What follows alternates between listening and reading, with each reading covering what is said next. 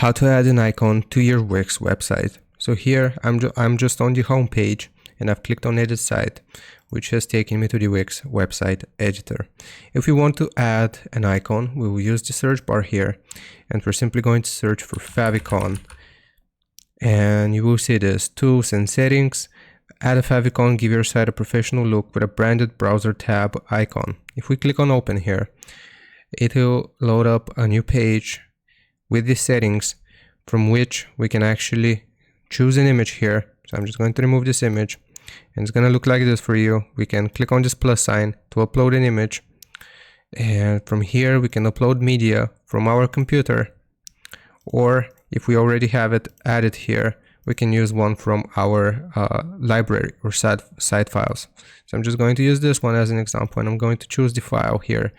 And now if I save this, this will have successfully added this image as an icon on my Wix store or website.